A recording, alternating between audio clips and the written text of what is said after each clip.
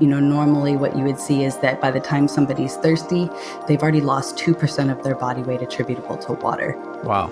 Yeah, which, seems significant. And even on a day-to-day basis, it seems that could still be enough water loss or enough of insufficient fluid intake to have some impact. Hello and welcome to the BSU podcast, where we show you how to optimize your health and fitness through biomarker tracking and nutrition. If you want to look and feel better, train harder, or live longer, this show is for you. I'm your host, Daniel Maggs, co-founder and CEO of BSU. In this episode, you'll learn about what hydration and dehydration actually mean, how dehydration can affect your cognition, health, and even muscle growth, why your thirst may not be a good indicator of your hydration status, and the truth about structured, gel, and alkaline water. My guest today is Colleen Muñoz. Colleen is Assistant Professor of Health Sciences at the University of Hartford, where she lectures on the principles of exercise science, cardiovascular disease, and human pathology. She's also an active researcher on nutrition, exercise, and stress physiology, with a particular focus on the genetic and molecular biology of dehydration and cellular stress, water intake, and its effect on mood state. In 2017, Colleen became the first female Young Researcher of the Year award winner at the Hydration for Health annual scientific conference in Evian, in recognition of her research on the effect of combined exercise, dehydration, and environmental stress on markers of lipid peroxidation and DNA damage. Colleen, thank you so much for joining us. Thank you so much for having me on, and thank you for the lovely introduction. My pleasure. So we often talk about, hydration or staying hydrated. What does it actually mean to be hydrated or dehydrated or even overhydrated? Are there any strict terms we can apply to these? Traditionally speaking, the term dehydration is very clinical, normally only relates to the elevated concentration of the blood. So that's definitely something that's commonly seen in a hospital setting, where you would probably see more extreme scenarios of fluid loss or lack of fluid intake. So I think, a lot of times people will start really using phrases like over or under hydration when we're looking at daily intake and losses. So if somebody is underhydrated, that suggests that maybe they're not intaking enough fluid on a daily basis. And sometimes you'll see in the literature, people will call this group low drinkers. And, one more thing about those terms with dehydration, rehydration, I know Erica Perrier published a paper that kind of hinted at some of the terminology there, that's really more of a term for the process. So if you're dehydrating, you're losing body water, for example. If you're rehydrating, you're consuming water to gain body water back. Whereas, sometimes people will use terms like euhydration, or hypohydration or hyperhydration. Those terms are more generally used to describe a state. So a snapshot at a point in time, as opposed to the process of losing or gaining body water. Okay. So can you maybe, for those who are hearing about this for the first time, explain briefly what the difference is between euhydration, hyperhydration, and hypohydration are. And you also mentioned about compartments, right? I think most people are aware that their body is holding a certain amount of water, and that maybe with age, this total body water decreases. But obviously the water's moving around the body as well. So when we think about hydration, do we need to think about the different compartments in the body where water is being held and how those changes happen? Can you explain some of those mechanisms for us? Sure. And, to start with the terminology, so the term euhydration means that somebody is in an optimal body water balance. The term hypohydration suggests that they're in a state of low body water, and hyperhydration is in their state of elevated body water. So when it comes to the compartments, those terms are actually kind of related to even the conversation of body water compartments. So most of the time we break that down into the extracellular and the intracellular compartments. And when we say extracellular, we're talking about the blood primarily, and we'll also include the interstitial space, which is describing the space in between cells. And therefore, when we talk about the intracellular compartment, we're talking about inside of the cells.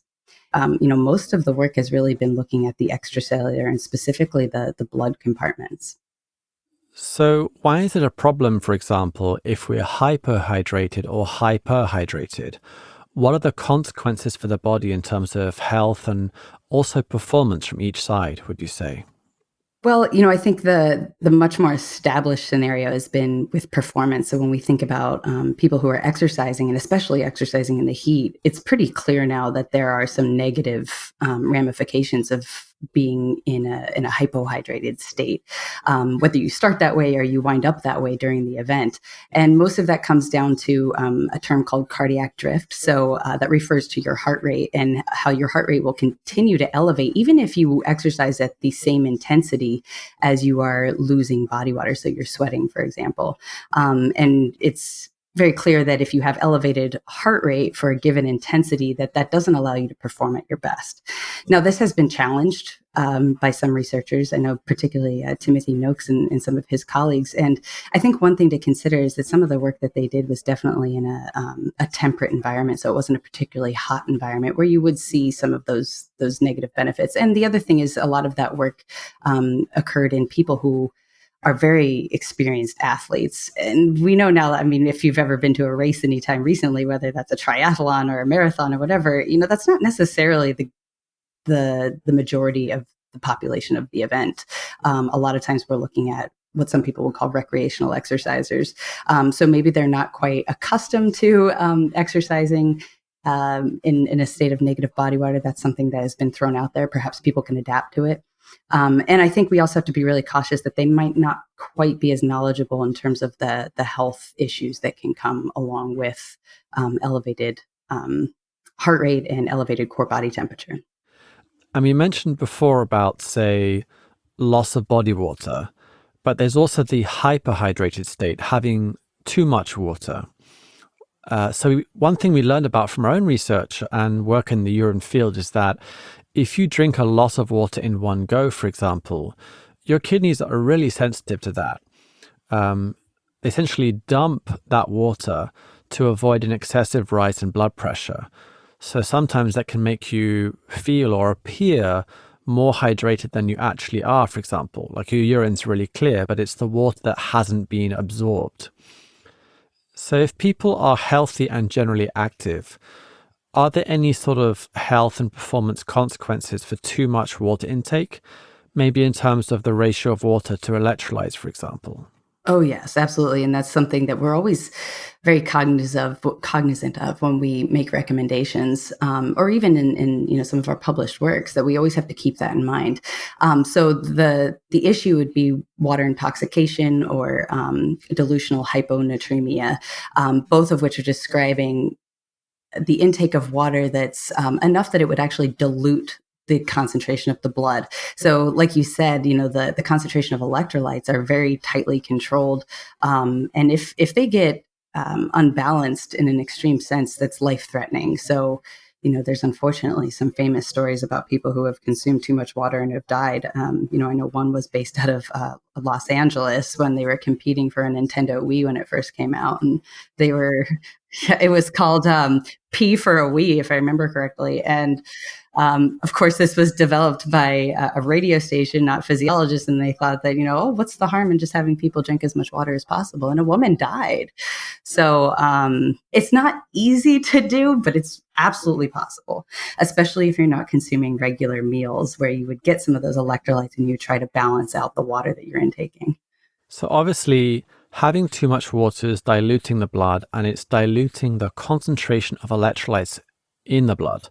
One phrase I often hear is, some people say you shouldn't drink too much water because you'll flush out electrolytes. Is that really the case, or is it just more a question of dilution? Because you're drinking lots of water, more electrolytes are being excreted at the same time? Yeah, that's definitely seemingly the issue. I'm unaware of any paper that's directly looked at that question, but I have looked at some of the literature to see if there's any evidence of that. And I'm unable to find it. So, in one case, I know they looked at low drinkers and high drinkers, people who consistently drink low volumes of fluid versus high volumes of fluid. And with their 24-hour urine samples, there was a small difference, statistically significant, but a small difference in their urinary sodium output. But again, that could very well be due to just sheer volume of water and some of the sodium that got handled along the way. If I remember correctly, there also wasn't a lot of information about their diets at the same time. So I know I have a publication that actually showed that these quote unquote high drinkers actually did tend to consume more of some nutrients. So, they consumed more carbohydrates, for example, and more protein than the low drinking group. So that could also explain it. A lot of what we eat will wind up in the urine as well. Okay, so they might be getting, obviously sodium, potassium from the carb and meat intake as well. So that would potentially be a compensating factor. Yeah, we could suspect that that's the case. And, I think the other thing that's kind of interesting, I know Jody Stuckey has a paper that looked at people who started drinking more fluid over the course of a fairly short period of time, maybe a week or something like that. But not only did they have diluted plasma, but they also had elevated aldosterone, which suggested that their body was actually trying to hold on to more sodium at that point. Aldosterone is a hormone that is primarily responsible for sodium retention at the kidneys. So again, I think that's another piece of evidence to suggest that you're not necessarily flushing out electrolytes. You're just diluting and your body's trying to balance once again. Interesting. Sweat measurements have definitely got a lot of interest. And I know that in athletic practice, people often do test the urine before training, and then they do body weight measurements before and afterwards. With sweat, one question I have is, obviously, it does seem you get some good actionable data, but are you only really measuring loss? You get data when you're sweating, right? So, can you actually get a sense of your starting point, or is it more like a during and after situation? Measuring your sweat won't really tell you if really the extent of your fluid imbalance if you're not addressing how you started the exercise, right? So if you started the exercise about hypohydrated, that's obviously additive to the water that you're losing during exercise. Right. So it's like I train, I sweat, that produces data on my electrolyte loss and concentration. But what I'm curious is, would that data enable me to understand my starting point, or would I have to have a prior measurement that I would combine with the sweat data to understand the beginning and then the change at the end? Right, exactly. So all you're looking at with the sweat is what happened during that exercise bout, right? So you don't know how you started, and really how those things add to really describe your fluid balance. So just because you lost, let's say, a liter of water, and looking at some of the electrolyte losses during your exercise bout doesn't necessarily suggest that you are 1% dehydrated if you're 100-kilogram individual, whatever that. So that wouldn't tell you the whole picture. And there's several studies now that showed that a lot of people actually start some of their exercise events in a hypohydrated state. So they're not addressing the whole situation. Super interesting. Obviously, we've also acknowledged that urine has its drawbacks too, right? So studies in sports training typically show the weakest data for urine is people doing tests immediately after training, because urine's not going to reflect those changes that fast. Or if there's too much water being consumed, as I mentioned, the water or the urine will indicate they're more hydrated than they actually are. So definitely, pros and cons on both sides. Yeah, and I think that kind of gets to the idea of serial measurements, that if you take a bunch of different measurements at multiple times throughout the day, then clearly you have a little bit of a better picture, right? It comes back to the context. So looking at all of that data together, you might actually be able to put together the story of how well did I do today in terms of my hydration status and my fluid intake. Yeah, and I guess that leads us to the topic of biomarkers, right? So there's data which is gold standard, and then there's data which is actionable. And the gold standard may not necessarily be the most accessible in terms of price and convenience, right? So if you were to, we know that we can use urine color, also in our case, urine specific gravity. maybe other biomarkers as a measure of hydration status. But if you were to have any biomarker available, 24/7 to understand your hydration the best, as accurately as possible, what would it be? Would it be plasma osmolality, on a continuous basis, or something else? You know what? Just based on what we've seen with the those low versus high drinkers, the plasma osmolality is not a good indicator for that for the daily water balance question. The urine seems to be pretty valuable. Again, not that honestly, we don't have a gold standard yet. We don't have the perfect indicator, but we do have a collection of indicators that have a lot of value. And again, especially if we have the context in mind as well. So the urine's great. There are definitely things in the blood that can be very valuable as well, even if it's not plasma osmolality. So people have been very in tune with a hormone called copeptin. And so I guess long story short, copeptin's not necessarily new in some ways because it's when it's made in the brain, the other side of the protein is actually called AVP or arginine vasopressin. People used to call this the antidiuretic hormone. So both the antidiuretic hormone and copeptin are made in equimolar concentration. So they're released in the same number, I guess, throughout. So AVP used to be antidiuretic hormone used to be really widely measured. But we now know that it's really tough to measure. It's not easy to measure. It's in really small concentrations. Some people have even said that they're not totally confident of some of the data that had been published, many decades ago, especially not knowing how finicky this hormone was to measure. So then it was discovered that, copeptin really still represents how much AVP was released or antidiuretic hormone was released. So let's start measuring copeptin. It's way more stable. It's generally easier to measure and we can rely on it a little bit more. So, copeptin has a lot of value. It will indicate whether or not you are in fluid balance. The only issue with copeptin is if there are other stressors, because it's actually a stress hormone in many ways because it's released with other stresses like exercise, for example. So that starts to lose some value if we start having people work out and we want to measure their body water balance. There are definitely some other hormones that people are interested in as well. Angiotensin II, aldosterone, renin. Some new ones like apelin. But I think honestly, from my standpoint, our best variables right now to look at somebody's body water balance will be the urine and it will be plasma copeptin, especially if we're looking at hydration status across days. Is thirst a lagging indicator of hydration status, or is it generally enough to follow it? Should they treat their thirst as a reliable indicator of hydration status? Yeah, great question. So the literature consistently shows that thirst lags. Normally what you would see is that by the time somebody's thirsty, they've already lost 2% of their body weight attributable to water. Wow. Yeah, which seems significant, and even on a day-to-day basis.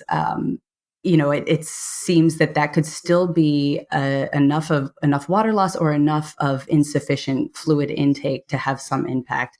Again, getting back to what we see with some of the cognitive data with low fluid intakers, also with mood and things on of that sort. So it does seem to lag. Now, at the same time, it's kind of interesting that the clinical world hasn't really seemed to adopt that information.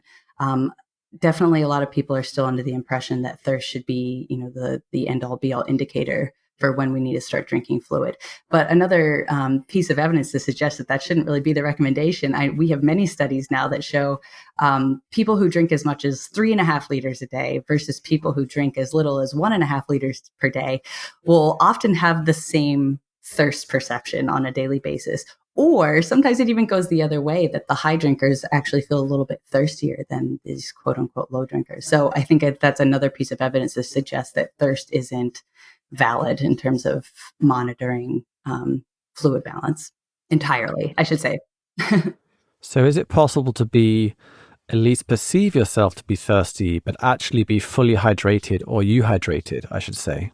Well, no, that's another good question because we get back to where is that water and what compartment, and so some people would argue yes, but at the same time, if we get back to their blood concentration tends to be the same too. Again, these people who drink a lot versus these people who don't drink very much at all. So where's it going? And the only thing I can think of is obviously more of it's going to be expelled through the urine, but I think there's a good chance that there's probably a little bit more water in the cells of those high drinkers than the low drinkers. Now, that's me, again, speculating. We don't have great evidence of that, and especially not in a human model. Yes. So clearly there are direct physiological effects, for example, of dehydration on the body. How much do you think perception and mood plays a part? I've looked at some sites before about the effect of dehydration on cognition, for example. And one of the potential issues here is that the feeling of actually being thirsty itself can be a mental distraction, right? And then separating, what is the perception of that state from the actual physical state is an issue.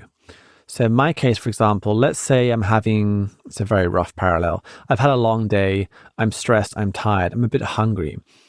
And maybe I might give myself a break and not go to the gym. But I've noticed that some of my best workouts have been when I felt relatively tired and lethargic. When I've gone, it's been a fantastic session, but it was that perception initially which was kind of holding me back. But physically, I'm able to perform as good, if not better than I normally would. So let's bring that back to the hydration side. When you're trying to assess the effect of dehydration on performance, how important do you think is the subjective factors, not just objectively what's happening to the body?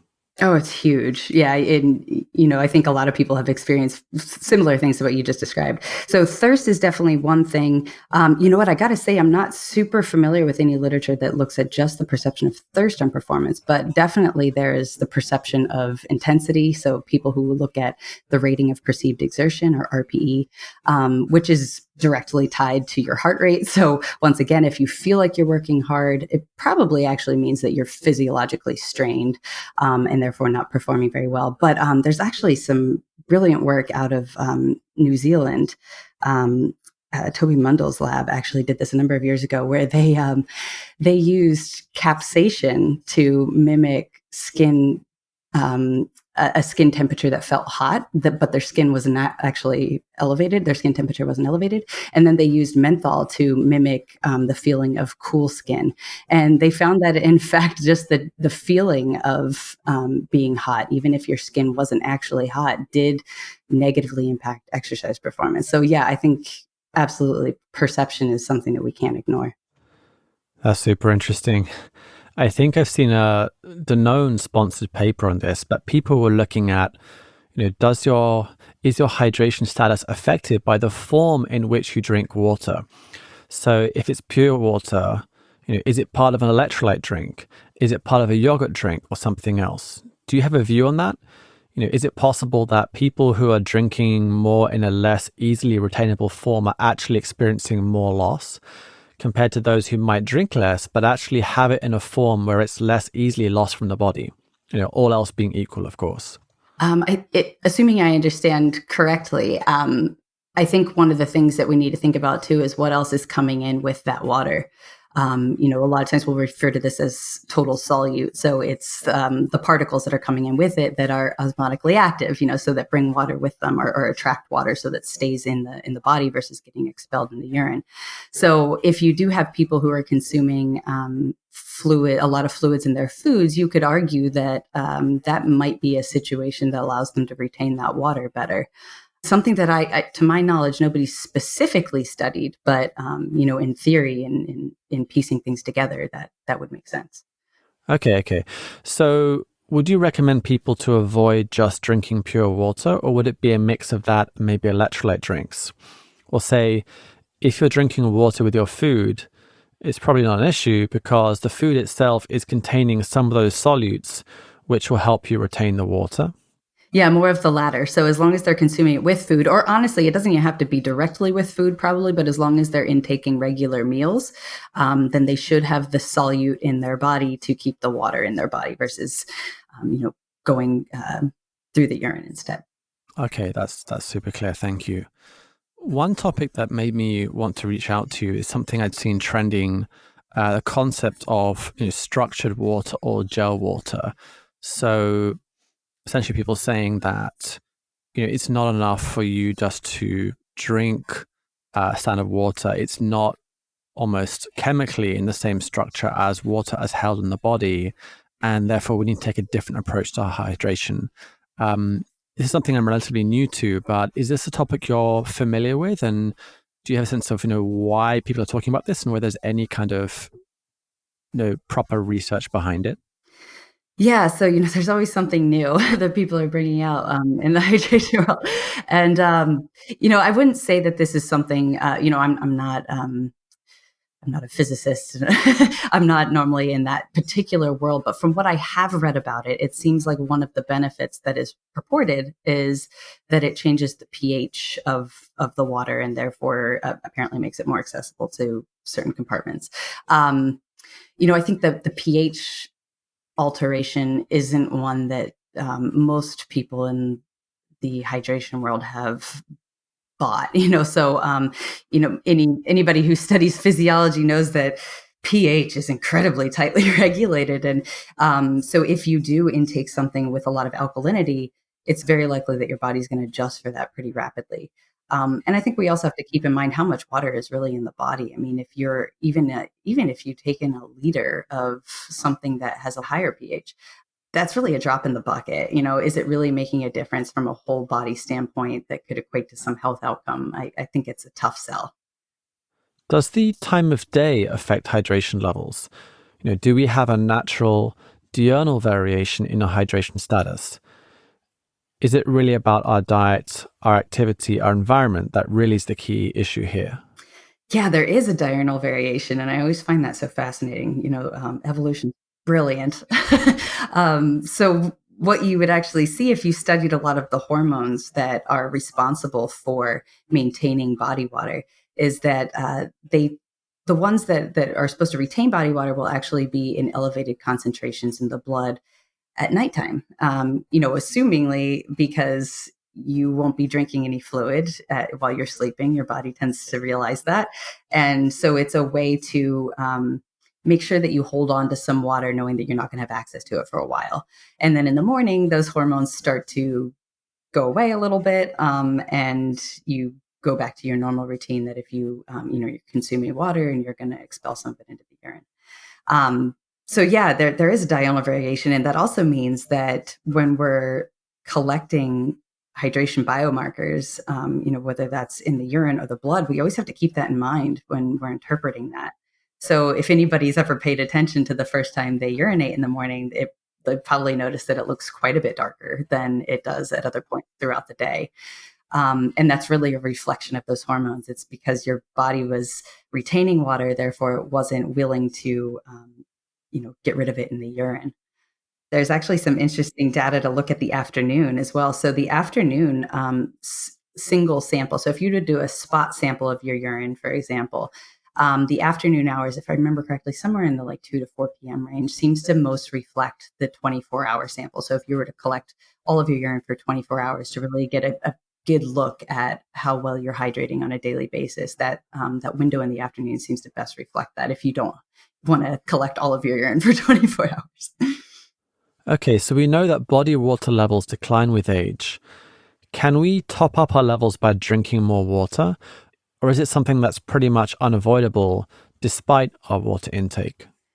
So, nothing that anybody's experimentally tested, but in theory, the issue there is actually sarcopenia. Sarcopenia is the natural loss of skeletal muscle as we age. So it's a naturally occurring aging process. So if you can delay sarcopenia, then in theory you can actually maintain more body water as you age. And of course there are ways to at least delay the progression or delay the severity of magnitude. So regular exercise is fantastic, of course.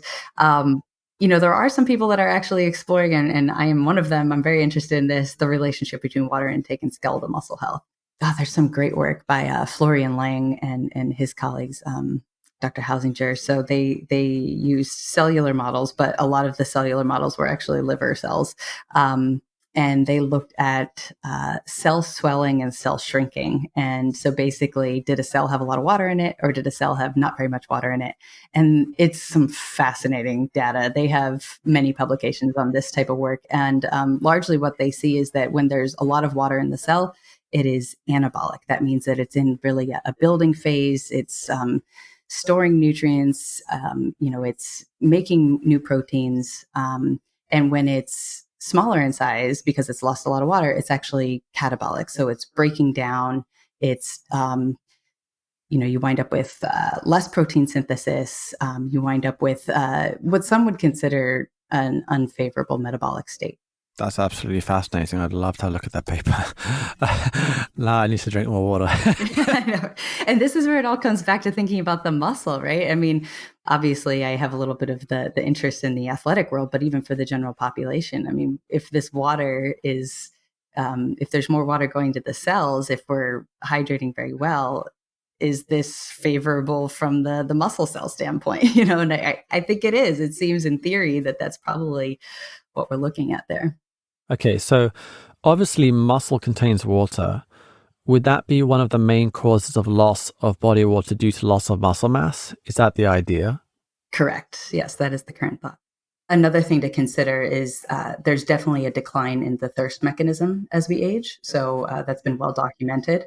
So older adults don't seem to be having as much of a drive to intake water as they age. And the other thing is, and whether these things are related or not is up for debate, but there are seemingly some hormonal changes as well that might be contributing to the decline in body water. That's super interesting. Actually, one of the other guests who I'm recording soon, Brianna Stubbs, she's a former Olympic rower who used to be research scientist at Human, HVMN. She did a lot of work in ketone esters, exogenous ketones, and sort of very much on the biohacker performance side. But now she's at the Buck Institute for Healthy Aging. So it's really interesting to see that trend from people like her and yourself going, originally from the performance side and now looking more holistically. And I think this is a really healthy trend that, biohacking and also research has been a great source of trying to get validated insights and also pushing the envelope for people who are perhaps less casual, but now, bring this to a wider area so people can say, well, look, maybe in my 20s and 30s, I wasn't all about having that extra 1 to 5% so I can be killing it in Silicon Valley. But actually, I want to live long and healthily as possible and have a good life. So I think this is a really encouraging trend that can touch lots of people's lives. Yeah, I think there's a lot of people that are focusing on aging much more so than they ever used to. So that's an exciting field as well. Colleen, thank you so much for joining us. It's been a great conversation. Thank you.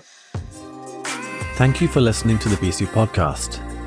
Please subscribe to receive a new episode every 2 weeks and visit our blog at www.bsu.bio/blog to get a full transcript of this show, as well as other content to help you know and grow yourself. Until next time.